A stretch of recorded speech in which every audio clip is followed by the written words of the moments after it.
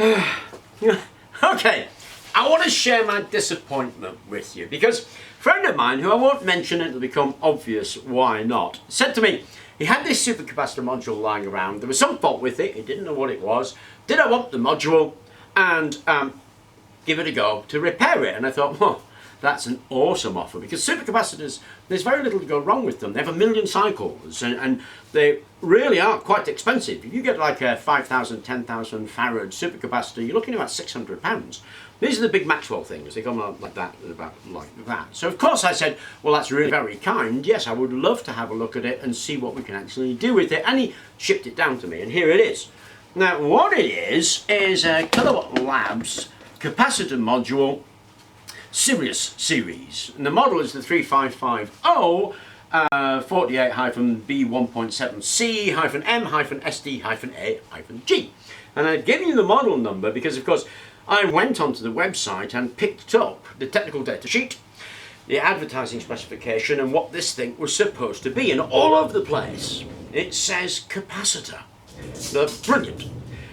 Undid the thing, and this is what I found inside. A couple of layers of this, and this surprised me because obviously we've got a lot of little devices here that are all connected up on this backboard, and then of course we've got our electronics, and the electronics is no surprise. You've got a contactor, we've got some connection points here, bus bar, bit of control electronics for the display, etc., sitting on the front panel, so that's no real surprise.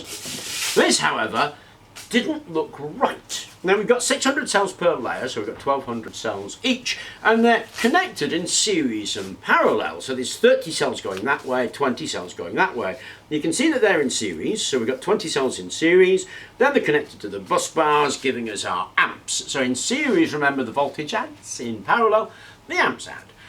Two layers are connected here at the bus bars just to slap on those amps with each other but not change the voltage. So each of those strips, it's 48 volts. With 20 cells, what we get is 2.4 volts a cell. Now, that's not right. If we get a sort of bottom end range, without being impolite to green cap, bottom end range supercapacitor, it's 2.7 volts. And that's where supercapacitors begin. So this row should not be 48 volts, it should be 54 volts. Now supercapacitors can go up there, you can get them up to about 3.4, 3.5 volts per cell, but 2.7 is your bottom end. There's something wrong with the voltage, that's not right. And something else as well. When I weighed these, they came out to about 25.8 kilos for each layer. Divide them by the number of cells, what we got was about 43 grams per cell. Now, a supercapacitor of the same size should weigh about 30 grams per cell, so they're about 50% too heavy. So they're too heavy. The voltage is wrong. And there's something else. These are advertised at 3.55 kilowatt hours, which is great. If you divide that by the weight, then you get the wrong energy density. These are about 60-ish, 63 watt hours per kilo. That's extraordinarily high, because these things are about 3 watt hours per kilo. Now, people like Skeleton are producing supercapacitors around about 7 or 8 watt hours a kilo as their standard product, and they can go up to about 10 to 12 watt hours a kilo. That's the real top end of a supercapacitor. What would that mean is that the weight of this should only hold about half a kilowatt hour, and it's supposed to hold 3.5 kilowatt hours. So it's not right that a supercapacitor at that weight can hold that amount of energy, because if you've got a supercapacitor with energy density at 65 watt hours per kilo, you ought to be selling these things all over the world and completely dominate the market, because that is a game changer. It's out of the ballpark orders of magnitude better than the top end of what's going on in research at the moment. It's astonishing. So it's just not right. And lots wrong with this. Make you think, what's going on here? So of course, this module here that we've got here, they're obviously produced in massive amounts, because all Kilowatt really have done is white label it. This is just their thing they've put over a pre-prepared thing, probably comes from China. And it's not the right size. Normally, a larger one will come like that, a smaller one is sort of squatter and fatter, it's about 50 millimeters high actually. So it makes you wonder, is there anything around that's round about that height? And here I have an 18650.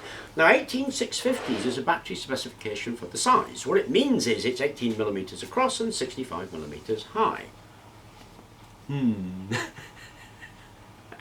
So I got my calipers out to measure it, and guess what?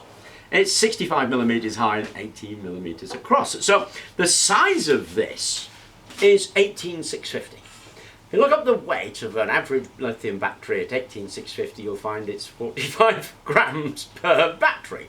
So the weight of it is the same as a lithium battery. Now, there is a flavour of lithium battery that has saved voltage of 2.4 volts, and that's lithium titanate, LTO. So, it has the same size, the same weight, the same voltage, the same energy density as a lithium 18650 battery if it was LTO. So in my mind, if it walks like a duck and quacks like a duck, well, it's a duck. So this is extremely unlikely to be some kind of magical supercapacitor they're not telling anybody about, but it is astonishingly likely to just be a bunch of lithium batteries, a bunch of LTO batteries. And that's what I think are in these packs. There's no supercapacitors here at all. This is just an LTO battery that somebody's put capacitor label on. And you can ask yourself, why would you do that? Oh, there is another thing as well, of course. In the technical data, it tells you the maximum discharge is 1.7 C. Well, that's not right for a supercapacitor. A supercapacitor will discharge 100, 200 C without damaging it. But it is right for an LTO battery. So, why would you do such a thing? Well, it's down to price. If you buy that kind of storage in those, you're going to be paying somewhere about $60,000, $70,000 per kilowatt hour. That's the price of supercapacitor storage. It's premium storage, lasts for 1,000,000 cycles. You pays your money for that. If you want to buy LTO, you'll pay somewhere around about $150, $200 a kilowatt hour, something like that. If you buy it in Sirius, you're paying something like $800 a kilowatt hour, because these are about $2,500 or so to buy these. That's really expensive storage for what is essentially a bottom-end lithium battery.